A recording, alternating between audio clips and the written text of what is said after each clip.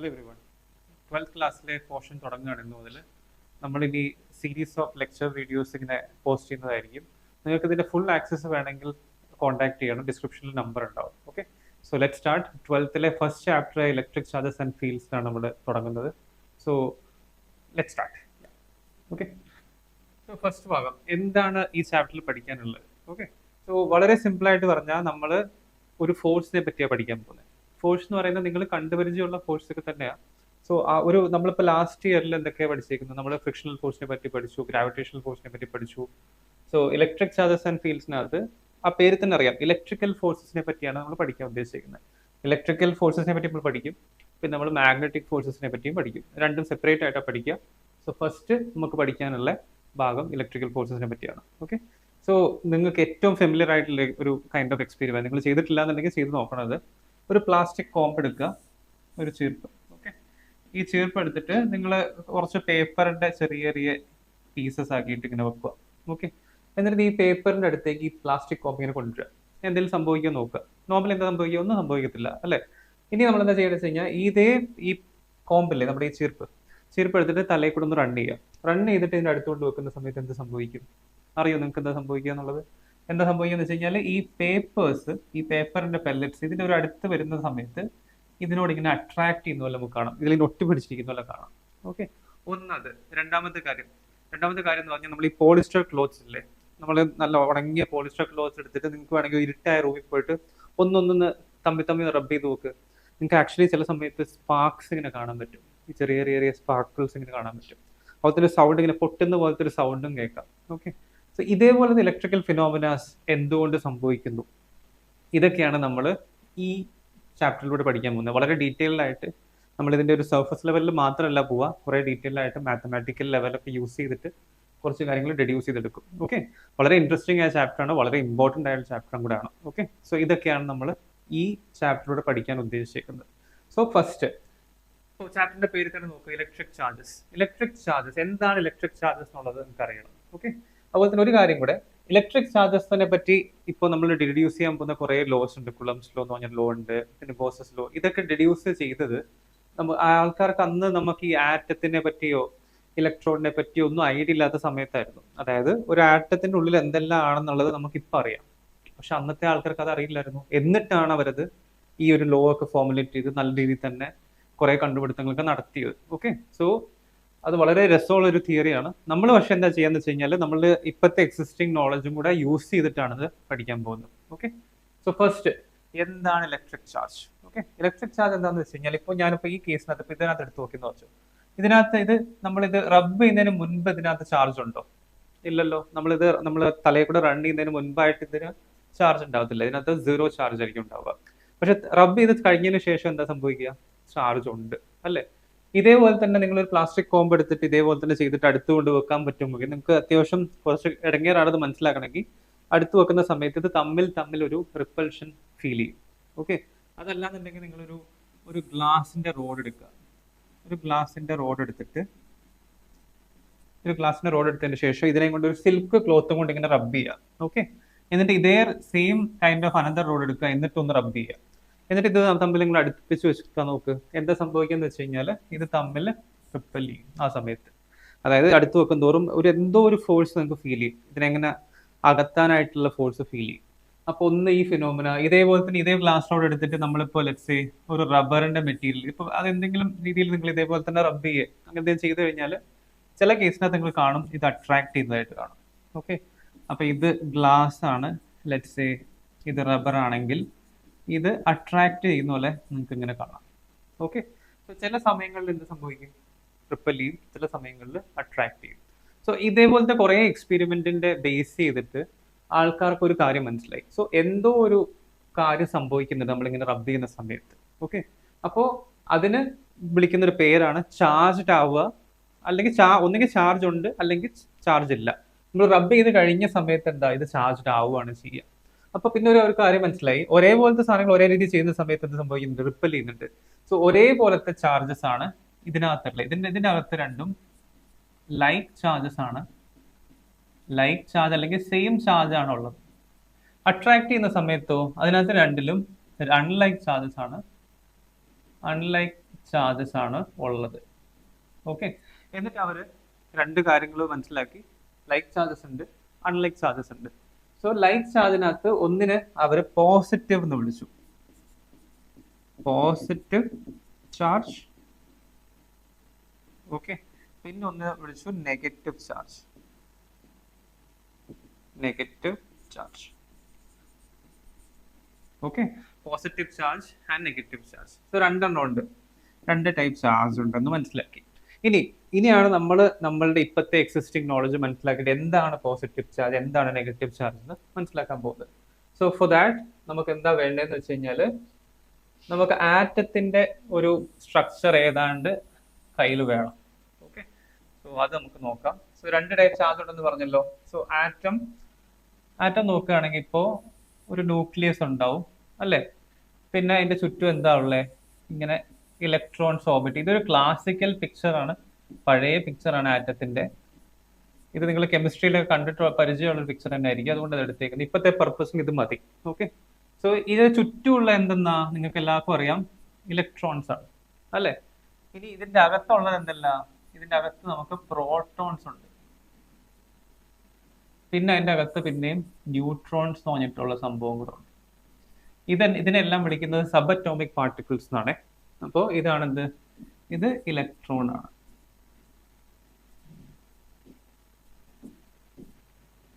Electron, okay, അത് electron ആണ്. So ഇതിൽ നിന്ന് നമുക്ക് പിന്നെ കെമിസ്ട്രി പഠിച്ച ഐഡിയ നോക്കി കഴിഞ്ഞു കഴിഞ്ഞാൽ നിങ്ങൾക്ക് അറിയാം, ഇലക്ട്രോൺസിന് എന്താ, ആർ നെഗറ്റീവ്ലി ചാർജ്ഡ് പാർട്ടിക്കിൾസ് ആണ്, ആർ നെഗറ്റീവ്ലി ചാർജ്ഡ് പാർട്ടിക്കിൾസ് ആണ്. നിങ്ങൾക്കത് അറിയാം, കെമിസ്ട്രി എന്നുള്ള കാര്യം അറിയാം. ഓക്കെ, അപ്പോൾ ഈ ഇന്ററാക്ഷൻ വരുന്നതിന് മുമ്പേ നമുക്കറിയാം ലൈക്ക് ചാർജസ് എന്ത് സംഭവിക്കും, റിപ്പൽ ചെയ്യും. അതുപോലെ തന്നെ ഇലക്ട്രോൺസ് നമ്മൾ രണ്ട് ഇലക്ട്രോൺസിനെ അടുത്ത് കൊണ്ടുവന്നു കഴിഞ്ഞാൽ റിപ്പൽ ചെയ്യുന്നത് നമുക്ക് ഇപ്പത്തെ ബേസ് ചെയ്തിട്ട് മനസ്സിലായി. അപ്പോൾ ഇലക്ട്രോൺസ് എന്താ, നെഗറ്റീവ്ലി ചാർജ് പാർട്ടിക്കിൾസ് ആണ്. അപ്പോൾ അങ്ങനെ ചിന്തിച്ചപ്പോൾ എന്താ തോന്നിയത്, അപ്പോൾ ഓക്കെ നമ്മളെല്ലാം ഉണ്ടാക്കിയിരിക്കുന്നത് എന്താ, ആറ്റം കൊണ്ടാവാം. അപ്പോൾ ആറ്റം കൊണ്ടാവാന്നല്ല, ആറ്റം കൊണ്ടാണ്. സോ ഇലക്ട്രോൺസ് എന്തെന്നാ, നെഗറ്റീവ്ലി ചാർജ്ഡ് ആണ്. സോ ഇലക്ട്രോൺസിന്റെ എന്തോ ഒരു ഇന്ററാക്ഷൻ കൊണ്ട് ആവണമല്ലോ രണ്ട് വസ്തുക്കൾ റിപ്പൽ ചെയ്യാനായിട്ടോ അല്ലെങ്കിൽ അട്രാക്ട് ചെയ്യാനായിട്ടോ നടക്കുന്നത്. ഒന്നെങ്കിൽ ഇലക്ട്രോൺസും കൊണ്ടാവാം, അല്ലെങ്കിൽ ഒരു കാര്യം കൊണ്ടുണ്ട് ഇതിനകത്ത്, പ്രോട്ടോൺസും കൊണ്ട് ആവാം, രണ്ടും കൊണ്ടും ആവാം.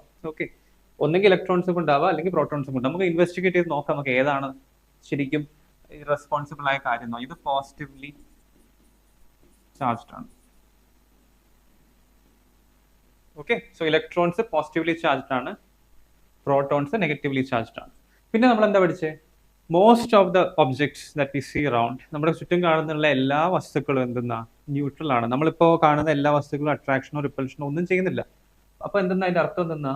അതുപോലെ തന്നെ അപ്പോൾ നമ്മൾ ഇൻവെസ്റ്റിഗേറ്റ് ചെയ്ത് പിന്നെ നോക്കിയ സമയത്ത് നമുക്കൊരു കാര്യം മനസ്സിലായി, എല്ലാത്തിനകത്തും സെയിം നമ്പർ ഓഫ് എന്തായിരിക്കും, ഇലക്ട്രോൺസും ഉണ്ട് പ്രോട്ടോൺസും ഉണ്ട്.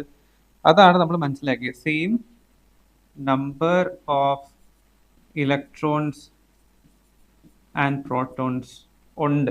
ഇതാണ് ഐഡിയ. നമ്മുടെ ചുറ്റും കാണുന്ന എല്ലാ വസ്തുക്കളും അട്രാക്ഷൻ റിപ്പൽഷനും ചെയ്യാതിരിക്കാൻ കാരണം എന്താ, സെയിം നമ്പർ ഓഫ് ഇലക്ട്രോൺസും പ്രോട്ടോൺസും ഉണ്ടായതുകൊണ്ടാണ്. അതുകൊണ്ട് എന്താ വെച്ച് കഴിഞ്ഞാൽ ഇലക്ട്രോൺസിന്റെ നെഗറ്റീവ് ചാർജ് പ്രോട്ടോണിന്റെ പോസിറ്റീവ് ചാർജ് നമ്മൾ ക്യാൻസൽ ചെയ്യും. അതുകൊണ്ട് എന്ത് സംഭവിക്കും, അതിനകത്ത് നെറ്റ് ചാർജ് ഉണ്ടാവത്തില്ല, അതുകൊണ്ട് അത് പോസിറ്റീവോ നെഗറ്റീവോ ആവത്തില്ല. മനസ്സിലായില്ലേ. അപ്പൊ അത് കാരണമാണ് നമ്മുടെ ചുറ്റുമുള്ള വസ്തുക്കളെല്ലാം ന്യൂട്രൽ ആയിരിക്കുന്നത്. അപ്പൊ നമ്മൾ നേരത്തെ പറഞ്ഞ ആ കോമ്പില്ലേ, നമ്മുടെ ആ ചീർപ്പിന്റെ കേസിനകത്ത്, അത് നമ്മൾ തലയിലൂടെ റൺ ചെയ്യുന്ന സമയത്ത് എന്താ സംഭവിക്കുക, അത് ചാർജ്ഡ് ആവും. ഓക്കെ, അത് ചാർജ്ഡ് ആവുന്ന പറഞ്ഞാൽ അതിന് ചിലപ്പോൾ ഇലക്ട്രോൺസിനെ നഷ്ടപ്പെട്ടേക്കാം, അല്ലെങ്കിൽ ഇലക്ട്രോണിനെ കിട്ടിയേക്കാം, രണ്ടിൽ ഏതെങ്കിലും ഒരു കേസ്. പക്ഷെ നിങ്ങൾക്ക് ഇങ്ങനെയും പറയാമല്ലോ, പ്രോട്ടോൺസിനെ നഷ്ടപ്പെട്ടേക്കാം അല്ലെങ്കിൽ പ്രോട്ടോൺസിനെ കിട്ടിയേക്കാം, ഇങ്ങനെയും പറയാമല്ലോ. പക്ഷെ അതിനകത്ത് ആ സെക്കൻഡ് പറഞ്ഞ കാര്യമില്ലേ, പ്രോട്ടോൺസിന്റെ കേസ്, അത് ശരിക്കും വയബിൾ അല്ല. അപ്പൊ അതിനെപ്പറ്റി ഞാൻ കുറച്ചുകൂടെ ഡീറ്റെയിൽഡ് ആയി പറയാം. സോ ഇത്രയും മാത്രം ഇപ്പൊ അറിഞ്ഞാൽ മതി. ഇപ്പൊ അറിയേണ്ട കാര്യം എന്താ വെച്ച് കഴിഞ്ഞാൽ, നമ്മൾ കാണുന്ന ചുറ്റുമുള്ള വസ്തുക്കളെല്ലാം എന്താ, ന്യൂട്രൽ ആണ്. അത് ന്യൂട്രൽ ആവാൻ കാരണം എന്തെന്നാ, അതിനകത്ത് സെയിം നമ്പർ ഓഫ് ഇലക്ട്രോൺസും പ്രോട്ടോൺസും ഉള്ളതുകൊണ്ടാണ്. അതായത് ചാർജ് ഓഫ് ഇലക്ട്രോൺസ് നെഗറ്റീവ് ആണ്, ചാർജ് ഓഫ് ഇലക്ട്രോൺസ് പോസിറ്റീവ് ആണ്, and they mutually cancel each other. അതാണ് idea. Okay, so let's move on. So നമുക്ക് ഇതിന്റെ ഒരു ഐഡിയ മനസ്സിലാക്കാൻ വേണ്ടിയിട്ട് നമ്മളൊരു വളരെ സിമ്പിൾ ആയിട്ടുള്ള ഒരു കൈൻഡ് ഓഫ് കേസ് എടുക്കുകയാണ്. നമുക്കറിയാം നമ്മളൊക്കെ ഉണ്ടാക്കിയിരിക്കുന്ന ഈവൻ ഒരു ചെറിയ വസ്തു എടുത്താൽ തന്നെ അതിൻ്റെ അകത്ത് millions and billions of atoms ഉണ്ടാവും. അപ്പോൾ അതിൻ്റെ മേൾ നമ്പർ ഓഫ് ഇലക്ട്രോൺസും പ്രോട്ടോൺസും ഉണ്ടാവും. സോ അപ്പോൾ അത്രയും വലിയ ചങ്കിന്റെ ആ നമ്പറിൽ വെച്ച് കളിക്കുന്നതിനെക്കാട്ടി നല്ലത് നമ്മൾ വളരെ സിമ്പിൾ ആയിട്ടുള്ളൊരു കേസ് എടുത്തു, where it has let's say 100 electrons and 100 protons. അപ്പോൾ ഇതിന്റെ ചാർജ് എന്തായിരിക്കും? ഓരോ ഇലക്ട്രോണിനെയും ഓരോ പ്രോട്ടോണിനെയും ക്യാൻസൽ ചെയ്യാൻ വേണ്ടിയിട്ട് തമ്മിലുണ്ട്. അപ്പോൾ ഒരു ഇലക്ട്രോണിനെ ക്യാൻസൽ ചെയ്യാൻ ഒരു പ്രോട്ടോൺ ഉണ്ട്. അങ്ങനെ 100 ഇലക്ട്രോണിനെ ക്യാൻസൽ ചെയ്യുന്നുണ്ട്, 100 പ്രോട്ടോൺസ് ഉണ്ട്. അപ്പൊ ഇതിന് ചാർജ് ഉണ്ടോ? ചാർജ് ഇല്ലല്ലോ. ഇതിന് there is no charge. Okay, so let's move on. ഇതിന്റെ കേസിനകത്ത് ഇനി ഞാൻ എന്താ ചെയ്യാൻ പോകുന്നത് വെച്ച് കഴിഞ്ഞാൽ ഇതിലേക്ക് ഞാനൊരു 10 ഇലക്ട്രോണിനെ അങ്ങ് കൊടുത്ത്, ഓക്കെ, 10 ഇലക്ട്രോണിനെ കൊടുക്കുന്ന സമയത്ത് എന്ത് സംഭവിക്കും? ഇതിന്റെ അകത്ത് 110 ഇലക്ട്രോൺസും 100 പ്രോട്ടോൺസും ആയി. അപ്പൊ നോക്കി, 110 ഇലക്ട്രോൺസിന്റെ ചാർജ് ക്യാൻസൽ ചെയ്യാൻ 100 പ്രോട്ടോൺസ് ഉണ്ട്. പക്ഷേ ആ എക്സ്ട്രാ 10 ഇലക്ട്രോണിന്റെ ചാർജ് ക്യാൻസൽ ചെയ്യാൻ പ്രോട്ടോൺസ് ഉണ്ടോ? ഇല്ലല്ലോ. ഇലക്ട്രോൺസിന്റെ ചാർജ് ക്യാൻസൽ ചെയ്യാൻ പ്രോട്ടോൺസ് ഇല്ല. അപ്പൊ ഇതിന് എന്ത് പറ്റും? ഇതിലൊരു എക്സസ് എത്ര നമ്പർ ഓഫ് പ്രോട്ടോൺസ് ഉണ്ട്? ഇതിൽ എക്സസ് 10 പ്രോട്ടോൺസ് അല്ല, എക്സസ് 10 ഇലക്ട്രോൺസ് ഇതിനകത്തുണ്ട്. എക്സസ് 10 ഇലക്ട്രോൺസ് ഉണ്ടായതുകൊണ്ട് എന്ത് സംഭവിക്കും? ഇത് നെഗറ്റീവ്ലി ചാർജ്ഡ് ആയി മാറും. So this will be negatively charged. Okay, അതാണ് ഐഡിയ. സോ നിങ്ങൾക്ക് തന്നെ ആലോചിക്കാൻ നെക്സ്റ്റ് കേസ് എന്തായിരിക്കുന്നത്. ഇപ്പൊ ഞാൻ ഈ കേസിനകത്തേക്ക് 100 ഇലക്ട്രോൺ കൊടുത്തു. ഇപ്പൊ ഞാൻ പറയുകയാണ്, ഇപ്പൊ ഇതേ ബോഡിന് എടുത്തു 100 ഇലക്ട്രോൺസും 100 പ്രോട്ടോൺസും. ഓക്കെ, ഇതിൽ നിന്ന് ഞാൻ 10 ഇലക്ട്രോൺസ് പുറത്തെടുക്കുക ചെയ്ത്. 10 ഇലക്ട്രോൺസ് പുറത്തെടുത്തു കഴിഞ്ഞാൽ ഇതിനകത്ത് 90 ഇലക്ട്രോൺസും 100 പ്രോട്ടോൺസും ആണ് ഉണ്ടാവുക, അല്ലെ? സോ ഇതിന്റെ കേസിനകത്ത് അപ്പൊ എന്താ ഉള്ളത്? ഇതിനകത്ത് എക്സസ് ആയിട്ടുള്ള എത്ര പ്രോട്ടോൺസ് ഉണ്ട്? എക്സസ് എത്ര പ്രോട്ടോൺസ് ഉണ്ട്? എക്സസ് ഇതിനകത്ത് നോക്കി കഴിഞ്ഞാൽ 10 പ്രോട്ടോൺസ് ഉണ്ട്, അല്ലെ? 10 പ്രോട്ടോൺ എക്സസ് ആയതുകൊണ്ട് എന്ത് സംഭവിക്കും? ഇത് പോസിറ്റീവ്ലി ചാർജ്ഡ് ആയി മാറും. ഓക്കെ, അപ്പോൾ ഞാൻ ഒന്നുകൂടെ റിപ്പീറ്റ് ചെയ്യാം. എല്ലാ ബോഡീസും എന്താ? ന്യൂട്രൽ ആണ്. So it contains equal number of electrons and equal number of protons. ഇവിടുത്തെ കേസിനകത്ത് 100 ഇലക്ട്രോൺസും 100 പ്രോട്ടോൺസും ആണ് ഉള്ളത്. അതുകൊണ്ട് തന്നെ ഇതിനകത്ത് നോ ചാർജ് ഉണ്ടാകത്തില്ല. ഇനി ഇതിലേക്ക് ഞാൻ ലെറ്റ്സ് സേ ഒരു 10 ഇലക്ട്രോൺസ് കൊടുത്തു. 10 ഇലക്ട്രോൺസ് കൊടുക്കുന്ന സമയത്ത് 110 ഇലക്ട്രോൺസും 100 പ്രോട്ടോൺസും ആണ് ഉള്ളത്. അപ്പൊ എന്താ സംഭവിക്കുക? എക്സസ് ആയിട്ടുള്ള ഇലക്ട്രോൺസ് ഉണ്ട്. ആ ഇലക്ട്രോൺസിനെ ക്യാൻസൽ ചെയ്യാനായിട്ട് പ്രോട്ടോൺസ് ഇല്ല, നമ്പർ ഇല്ല. അപ്പൊ എക്സസ് ഇലക്ട്രോൺസ് കാരണം എന്ത് സംഭവിക്കും? ഇത് നെഗറ്റീവ്ലി ചാർജ്ഡ് ആയി മാറും. സോ ഈ ബോഡി മൊത്തം നമുക്കപ്പോ ഒരു നെഗറ്റീവ് എൻറ്റിറ്റി ആയിട്ട് കൺസിഡർ ചെയ്യാം. ഇനി നെക്സ്റ്റ് കേസ്, ഇതിനകത്ത് 100 പ്രോട്ടോൺസും 100 ഇലക്ട്രോൺസും ഉണ്ട്.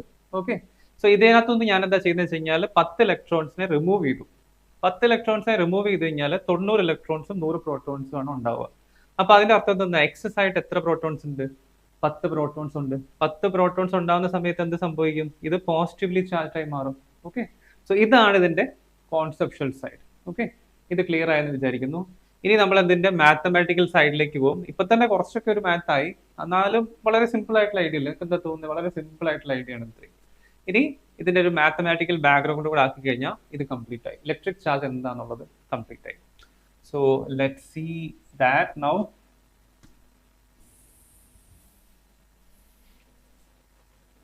സോ ഇനി അങ്ങോട്ടത്തേക്ക് ശ്രദ്ധിച്ചിരിക്കുക. അപ്പൊ നമ്മൾ എന്താ നേരത്തെ കേസ് എടുക്കാം. നമുക്ക് ഓരോ കേസും നേരത്തെ എടുത്ത പോലെ തന്നെ എടുക്കാം. 100 ഇലക്ട്രോൺസും 100 പ്രോട്ടോൺസും. So this has no charge. ഇനി ഇതിലേക്ക് ഈ ഒരു കേസിനകത്തേക്ക് ഞാൻ 10 ഇലക്ട്രോൺസിനെ കൊടുത്തു. 10 ഇലക്ട്രോൺസിനെ കൊടുക്കുന്ന സമയത്ത് ഇതിനകത്ത് 110 ഇലക്ട്രോൺസും 100 പ്രോട്ടോൺസും ആണ് ഉണ്ടാവുക. So which makes it to have excess എത്ര ഉണ്ട്? എക്സസ് എത്ര ചാർജ് ഉണ്ട്? എക്സസ് 10 ഇലക്ട്രോൺസ് ഉണ്ട്. ഓക്കെ, ഇനി നിങ്ങൾക്ക് ചിന്തിക്കാം, അതല്ല ഇപ്പൊ ഞാൻ പറഞ്ഞ എല്ലാം ബേസ് ചെയ്തിട്ട് എന്താ വെച്ച് കഴിഞ്ഞാല് ഇലക്ട്രോൺസിനെ ബേസ് ചെയ്തിട്ടാണ് പറഞ്ഞിരിക്കുന്നത്. ഇപ്പൊ ഇലക്ട്രോൺസിനെ കൊടുത്തു അല്ലെങ്കിൽ ഇലക്ട്രോൺസിനെ റിമൂവ് ചെയ്തു. എന്തുകൊണ്ട് പ്രോട്ടോണിനെ പറ്റി പറയുന്നില്ല? അതിനുള്ള ഉത്തരം എങ്ങനെ മനസ്സിലാക്കാന്നറിയോ? നമ്മൾ നേരത്തെ പറഞ്ഞില്ലേ, ഒരു ആറ്റത്തിന്റെ സ്ട്രക്ചർ എടുത്തു കഴിഞ്ഞാൽ എങ്ങനെ ഇരിക്കും? ന്യൂട്രോൺ, ഇതാണ് ന്യൂക്ലിയസ്. ന്യൂട്രോൺ എല്ലാം ഇതിനകത്ത് ഉണ്ടാവും. ഇതിൻ്റെ അകത്തെല്ലാം ന്യൂട്രോൺസ് ഉണ്ടാവും. ഇതിൻ്റെ അകത്തെല്ലാം പിന്നെ പ്രോട്ടോൺസും ഉണ്ടാവും. അപ്പൊ ന്യൂക്ലിയസിന്റെ അകത്ത് എന്തെല്ലാം ഉള്ളത്? ന്യൂട്രോൺസ് ഉണ്ട്, പ്രോട്ടോൺസ് ഉണ്ട്. പിന്നെ ചുറ്റും എന്താ ഉള്ളത്? നമുക്കിങ്ങനെ ഇലക്ട്രോൺസ് ഉണ്ട്. അപ്പൊ നിങ്ങൾ ഒരു കാര്യം ചിന്തിച്ചിട്ടുണ്ടോ എപ്പോഴേലും? പ്രോട്ടോൺസ് എന്താ? Protons are positively charge particles അല്ലേ. അപ്പോൾ അത്രയും ചെറിയൊരു സ്പേസ്, ഇപ്പൊ നിങ്ങളിപ്പോൾ ആറ്റത്തിന്റെ സൈസ് എടുത്തു കഴിഞ്ഞാൽ ആറ്റം ഒരു ഫുട്ബോൾ ഗ്രൗണ്ട് ആയിട്ട് കൺസിഡർ ചെയ്യാം. അങ്ങനെയാണെങ്കിൽ ന്യൂക്ലിയസ് എന്ന് പറയുന്നത് ഒരു ഫുട്ബോൾ, ആ ഫുട്ബോൾ ഗ്രൗണ്ടിൽ നടുക്ക് വെച്ചിരിക്കുന്ന ഒരു ചെറിയ ഫുട്ബോൾ ആയിരിക്കും. അത്രയും ചെറുതാണ് ന്യൂക്ലിയസ്. സോ ആ ചെറിയ കൺഫൈൻഡ് സ്പേസിനകത്താണ് എന്തുള്ളത്, ന്യൂട്രോൺസും പ്രോട്ടോൺസും ഇരിക്കുന്നത്. അപ്പോൾ പ്രോട്ടോൺസ് നമ്മൾ എന്താ മനസ്സിലാക്കിയത്, protons are positively charged and positively charge particles എന്ത് ചെയ്യും, റിപ്പൽ ചെയ്യും.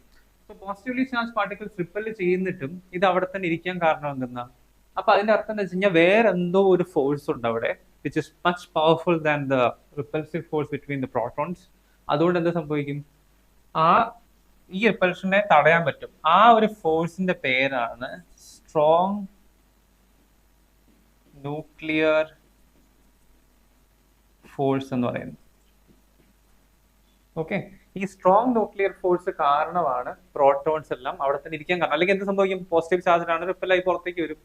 അപ്പോൾ അത് സംഭവിക്കുന്നില്ല. അതുകൊണ്ട് എന്താ വെച്ച് കഴിഞ്ഞാൽ ഈ ഒരു പർട്ടിക്കുലർ ഫോഴ്സ് എക്സിസ്റ്റ് ചെയ്യുന്നുണ്ടെന്നുള്ളൊരു ഐഡിയ മനസ്സിലാക്കുക. അതുകൊണ്ടാണ് നമുക്ക് പ്രോട്ടോണിന് ചാർജ് ട്രാൻസ്ഫറിന് യൂസ് ചെയ്യാൻ പറ്റാത്തത്. കാരണം അതിന് വളരെ വലിയൊരു എനർജി എക്സ്പെൻസ് വേണ്ടി വരും. അപ്പോൾ ഇലക്ട്രോൺസ് ആർ ഈസിലി ആക്സസിബിൾ. ഇലക്ട്രോൺസിനെ നമുക്ക് ഇലക്ട്രോൺ ചാർജ് ട്രാൻസ്ഫേഴ്സ് വളരെ സിമ്പിളായി നടക്കും, പക്ഷെ പ്രോട്ടോൺസ് അങ്ങനെ നടക്കില്ല. സോ അതാണ് കാരണം. സോ ഇത്രയും ക്ലിയർ ആയെന്ന് വിചാരിക്കുന്നു. ഇനി നെക്സ്റ്റ് ഇതിൽ ഈ ഒരു പർട്ടിക്കുലർ കേസ് ഇപ്പൊ ഞാൻ പറഞ്ഞു, ഇതാണ് കേസ് 1 എന്ന് പറയുന്നത്. കേസ് 2 എന്തായിരിക്കും, കേസ് 2 എന്ന് പറയുന്നത് ഇപ്പോൾ ഈ ബോഡിയിലേക്ക് ഞാൻ ഇപ്പോൾ 110 ഇലക്ട്രോൺസും അല്ല, ഇതിനകത്ത് നമ്മൾ 100 പ്രോട്ടോൺസിന്റെ കേസ് എടുക്കാം, അതായിരിക്കും നല്ലത്. സോ ഈ ബോഡിക്കകത്ത് 100 ഇലക്ട്രോൺസും 100 പ്രോട്ടോൺസും ഉണ്ടെന്ന് വിചാരിക്കുക. ഇതിൽ നിന്ന് ഞാൻ എന്താ ചെയ്യാൻ പോകുന്നത് വെച്ച് കഴിഞ്ഞാൽ ഒരു 10 ഇലക്ട്രോണിനെ റിമൂവ് ചെയ്യാം. 10 ഇലക്ട്രോണിനെ റിമൂവ് ചെയ്ത് കഴിഞ്ഞാൽ എന്ത് കിട്ടും, ഇതിൻ്റെ അകത്ത് 90 ഇലക്ട്രോണും 100 പ്രോട്ടോണും ഉണ്ടാവും. അപ്പോൾ അതിന്റെ അർത്ഥം എന്താ, ഇതിന്റെ അകത്ത് എക്സസ് ആയിട്ട് 10 പ്രോട്ടോൺ ഉണ്ട്, which makes it to have positively charged. അത് നമുക്കറിയാം, നമ്മൾ നേരത്തെ പറഞ്ഞ കേസിനകത്ത്. ഇനി ഇതിനെ ബേസ് ചെയ്തിട്ട് ഞാൻ ഇതിന്റെ ചാർജ് ഒരു നമ്പറിലേക്ക്, ഒരു മാഗ്നിറ്റ്യൂഡ് പർട്ടിക്കുലർ യൂണിറ്റ് യൂസ് ചെയ്തിട്ട് ചെയ്യാൻ പോവാണ്. നമ്മൾ ഇലക്ട്രിക് ചാർജിനെ മെഷർ ചെയ്യുന്ന യൂണിറ്റ് എന്താ അറിയോ നിങ്ങൾക്ക്, അതാണ് കുളോംസ് എന്ന് പറയുന്നത്. കുളോം ആണ് ഇതിന്റെ യൂണിറ്റ്. ഓക്കെ, ഇതിനെ റെപ്രസെന്റ് ചെയ്യുന്ന സൈൻ എന്ന് പറയുന്നത് അതായത് സി എന്നാണ്, ക്യാപിറ്റൽ സി ആണ് റെപ്രസെന്റ് ചെയ്യുക. ഓക്കെ, അപ്പോൾ ഇലക്ട്രിക് ചാർജിനെ മെഷർ ചെയ്യുന്ന യൂണിറ്റ് എന്ന് പറഞ്ഞാൽ കുളോംബ് ആണ്. അപ്പോൾ ഇനി നമുക്ക് ചോദിക്കാം, ഒരു ഇലക്ട്രോണിന് എത്ര ചാർജ് ഉണ്ടാവും? ഒരു ഇലക്ട്രോണിന് അതെന്താ, നെഗറ്റീവ്ലി ചാർജ്ഡ് ആണ്. -1.6 × 10⁻⁻19 കുളോംസ് ആണ് ഉണ്ടാവുക. ഓക്കെ, ഒരു പ്രോട്ടോണിന് അപ്പൊ എത്ര ചാർജ് ഉണ്ടാവും അതെന്ന് പറയുന്നത്, അപ്പോൾ നിങ്ങൾ ചിന്തിച്ചു നോക്ക്, ഒരു ഇലക്ട്രോണിന്റെ ചാർജ് മറ്റൊരു പ്രോട്ടോണിന്റെ ചാർജിനെ ക്യാൻസൽ ചെയ്ത് നമ്മൾ പഠിച്ചു. അപ്പൊ ഈക്വൽ ആൻഡ് ഓപ്പോസിറ്റ് ആയാലല്ലേ ചാർജ് ക്യാൻസൽ ആവത്തുള്ളൂ. അപ്പൊ ഈക്വൽ എന്ന് പറഞ്ഞാൽ ഈക്വൽ മാഗ്നിറ്റ്യൂഡ്, ഓപ്പോസിറ്റ് എന്ന് പറഞ്ഞാൽ മൈനസ് ആയത് എന്താവും, പ്ലസ് ആവും. -1.6 × 10⁻⁻19 കുളോംസ് ആവും. ഓക്കെ, സോ ഇതാണ് ഐഡിയ. സോ ഇതിനെ ബേസ് ചെയ്തിട്ട് നമുക്ക് ഇതിന്റെ ചാർജ് എത്രയാണ് കണ്ടുപിടിക്കാം, ഈ ബോഡിയുടെ ചാർജ് എത്രയാ. അപ്പൊ ഇതിനകത്ത് 10 എക്സസ് ഇലക്ട്രോൺസ് ഉണ്ട്. ഒരു ഇലക്ട്രോണിന്റെ അകത്ത് -1.6 × 10⁻⁻19 ഉണ്ടെങ്കിൽ 10 എണ്ണത്തിനകത്ത് എത്ര ഉണ്ടാവും, 10 × -1.6 × 10⁻⁻19 കുളോംസ്. അതായിരിക്കും ഇതിന്റെ ചാർജ് അല്ലെ. ഇനി ഇതിന്റെ ചാർജ് എന്തായിരിക്കും, ഇതിന്റെ ചാർജ് എന്ന് പറയുന്നത് 10 പ്രോട്ടോൺസ് ഉണ്ട്. ഒരു പ്രോട്ടോണിന്റെ ചാർജ് എന്ന് പറഞ്ഞാൽ ഇത്രയാണെങ്കിൽ 10 എണ്ണത്തിന് എത്ര ഉണ്ടാവും, 10 × +1.6 × 10⁻⁻19 കുളോംസ്. ഇതായിരിക്കും ഇതിന്റെ ചാർജ്. ക്ലിയർ ആയല്ലോ. സോ ഇത് രണ്ടും മനസ്സിലാക്കുക. ഇതിൽ നിന്ന് നമുക്കൊരു ജനറൽ ഇക്വേഷൻ ഉണ്ടാക്കി എടുക്കാൻ പറ്റും. സോ അതാണ് ഇനി നെക്സ്റ്റ് ചെയ്യാൻ പോകുന്നത്. സോ ഇപ്പൊ ഇതിനകത്ത് ഇപ്പൊ ഈ കേസിനകത്ത് നോക്കിയേ, ഇതിനകത്ത് നോക്കിക്കഴിഞ്ഞാൽ ഇപ്പൊ 10 ഇലക്ട്രോൺസ് എടുത്തപ്പോൾ, പുറത്തേക്ക് എടുത്തപ്പോൾ അല്ല, 10 ഇലക്ട്രോൺസ് കൊടുത്തപ്പോൾ, 10 ഇലക്ട്രോൺസ് കൊടുത്ത സമയത്ത് എന്ത് സംഭവിച്ചു, എക്സസ് 10 ഇലക്ട്രോൺസ് ഉണ്ടായി. ഇനി 10 ഇലക്ട്രോൺസ് എടുത്തപ്പോൾ എക്സസ് 10 പ്രോട്ടോൺസ് ഉണ്ടായി. അപ്പൊ അങ്ങനെയാണെങ്കിൽ ഏതെങ്കിലും ഒരു ചങ്ക് ഓഫ് മെറ്റീരിയൽ ഇതിന്റെ ചാർജ് എന്ന് പറഞ്ഞാൽ 0 കുളോംബ് ആണ്. അങ്ങനെയാണെങ്കിൽ ഞാൻ n ഇലക്ട്രോൺസിനെ എടുക്കുമ്പോൾ ഇതിന്റെ അകത്ത് എക്സസ് ആയിട്ട് എത്ര പ്രോട്ടോൺസ് ഉണ്ടാവും, എക്സസ് ആയിട്ട് n പ്രോട്ടോൺസ് ഉണ്ടാവും. സോ ചാർജ് എന്തായിരിക്കും, ചാർജ് എന്ന് പറയുന്നത് n × 1.6 × 10⁻⁻19 കുളോംസ് ആയിരിക്കും.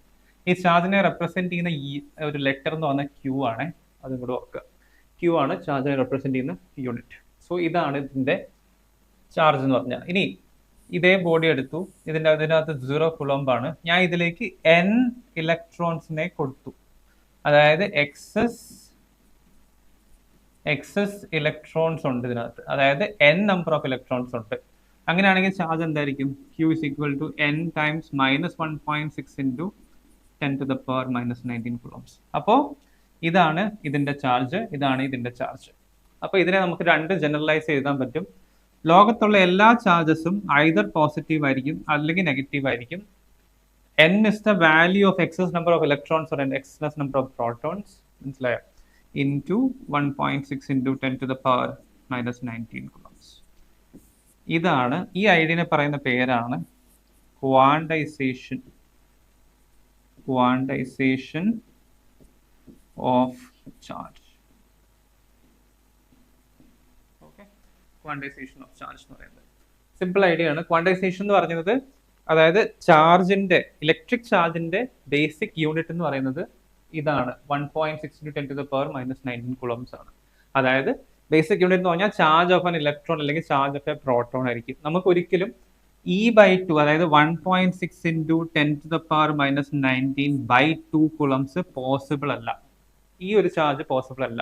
നമുക്ക് അറ്റ് എ ടൈം ഒരു ഇലക്ട്രോണിനെ റിമൂവ് ചെയ്യാം, അല്ലെങ്കിൽ അറ്റ് എ ടൈം ഒരു ഇലക്ട്രോണിനെ കൊടുക്കാം. സോ ഇത്രയാണ് ഇത് ഇൻട്രൊഡക്ഷൻ. അതുപോലെ തന്നെ ചാർജ് എന്ന് പറയുന്ന ഒരു കൺസേർവ്ഡ് ക്വാണ്ടിറ്റിയാണ്.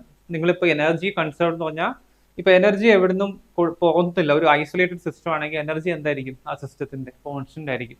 ഒരു ഐസൊലേറ്റഡ് സിസ്റ്റത്തിന്റെ ചാർജും കോൺസ്റ്റന്റ് ആയിരിക്കും. ഓക്കെ, അതുകൊണ്ട് ഇത് വളരെ പവർഫുൾ ഐഡിയ. കെമിസ്ട്രിക്കകത്തൊക്കെ കെമിക്കൽ റിയാക്ഷൻസ് ഒക്കെ നിങ്ങൾ നോക്കിക്കഴിഞ്ഞാൽ അതിന്റെ റാഡിക്കൽ ചാർജസ് അതൊക്കെ എടുത്തു കഴിഞ്ഞാൽ അത് കോൺസ്റ്റന്റ് ആയിട്ടായിരിക്കും കാണുക.